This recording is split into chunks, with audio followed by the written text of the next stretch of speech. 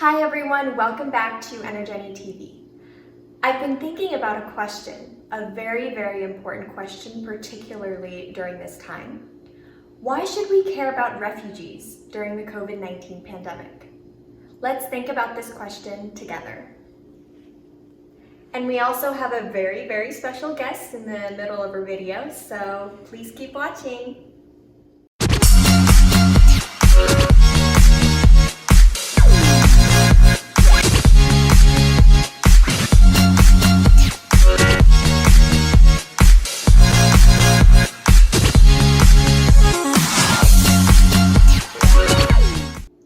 In order to answer this question, we need to take a look at the specific needs of refugees amid the COVID-19 pandemic. Let's head to one of the most crowded places on the planet, the Kutupalong refugee camp. Have you guys heard of the refugee camp named Kutupalong? Excuse me if the pronunciation is incorrect. But this is a refugee camp located in Bangladesh. And people say the camp from the air looks like a labyrinth because of the closely populated and densely populated camp. Kutupalong is not only the biggest refugee camp on the planet, but it has a population of nearly 1 million refugees, according to the UN Refugee Agency, meaning it's the most densely populated camp, as I said before. The residents of the camp are Rohingya, a mostly Muslim ethnic group that is known to be one of the most persecuted minorities of the world. Most of them arrived in the camp in 2017 from Myanmar. So what happened in Myanmar that led such an influx of Rohingya people into Bangladesh? The Rohingya people have experienced ethnic and religious persecution in Myanmar for decades. And as the government does not recognize them as lawful citizens, they have inflicted persecution and violence upon the Rohingyas. The refugees speak of violence and brutality like gang rape, violence like mass killings and brutal killings, and beatings that force them to flee. According to Business Insider today, a refugee named Majuma Khatun said, "We came because the Myanmar people burned our homes and shot us. So to save our lives, we went to the mountains. We walked through the mountains all night. Then we crossed the river by boat. That's how we came to Bangladesh." At this point, let's hear from a very special guest, Jae Park, working at the University of Missouri Hospital. He's a chaplain there. Hi, Jae. Hi, Jenny. How are you? Good. How are you? I'm very nice to meet you. Very nice to meet you. I see you every day because you are my father. But we have you here because we want to hear from you since you work with COVID-19 patients. Yes. As you mentioned, I'm working with the COVID patient in the University Hospital currently, May. So we just try to help them to support their spiritual need, and also we just really try to help the COVID patient's family because they cannot see their beloved ones at this moment, which is very hard, tough one. So it's a very meaningful job that you do at this point in time where the COVID patients are not able to see their family members. So as you said, you facilitate Zoom meetings and video chats in order for the patients to stay connected with their family members. But since you get to closely kind of witness what the COVID-19 patients are going through, what do you think is the most difficult thing that the patients have to go through or suffer? I would say two things. One thing is the sense of isolation. Sense of isolation. Because due to the Beaches virus, the COVID patient family are not allowed to visit. Right. Even though at this moment a little bit of visiting policy is less restricted than before, but they still not allowed it to see. Right. So because of that, we as a chaplain to facilitate the Zoom meeting. It's a video chat system, so we just try to give a chance to see their beloved ones. Right.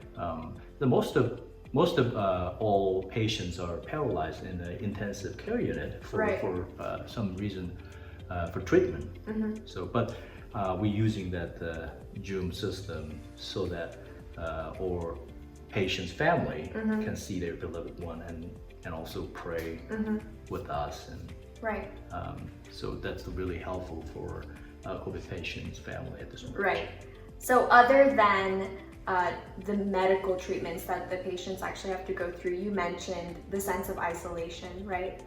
And that must be a huge struggle for COVID-19 patients, being isolated from their families, their life, to fight this virus. So tying this back to our central question of this video, or the purpose of me creating this video in the first place, was thinking about the question, why should we care about refugees during the COVID-19 pandemic, right? And so you mentioned a sense of isolation that's going on with the COVID-19 patients that you see in the hospital beds. But what do you think about this question? Why should we care about refugees? I think that people who are in refugee camp has a double suffering. Double suffering. They already lost their genuine home. Absolutely. And also they're really afraid of the kind of being contagious, right, infected by the vicious, insidious virus. So I think that's a kind of double suffering, right, for them, right, in the refugee camp. Absolutely. And the refugee camp that we talked about in this video is a camp called Kutupalong in Bangladesh.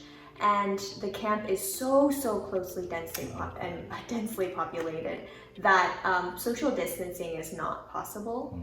And when you think about it, in retrospect, when we look at the COVID-19 guidelines that we've been hearing for months and months about staying home, keeping 6 feet distance, things like that, those can't really be applied to those people if you think about it. That's true. Do they have a safe home to protect them from the virus? No. In the meantime, they're fleeing from their home country, fleeing from persecution, from war, from violence, and they're coming to these refugee camps that are lacking sufficient, homes and protection. And so it's been very heartbreaking for me to doing these kinds of research. Moreover, the sense of isolation, and also they also suffer from the sense of uncertainty. Absolutely. Much bigger than some people in the who having their own home. So I think that's sense of isolation and sense of uncertainty. It's much bigger than for those who are in refugee camp. Right, it's much bigger, and I think that's a very important point for all of us to take in how vulnerable these refugees are. It's not just the fact that they're fleeing from their homes and things like that, especially during this pandemic. It's important for us to take care of these vulnerable neighbors who, first off, don't have a home in the first place, but also are feeling isolated during this COVID pandemic. So I think that's a very, very important point. Thank you for joining us today. Thank you for having me. Yeah, absolutely. When it comes to fighting a global pandemic, we all know that the most vulnerable are at a higher risk.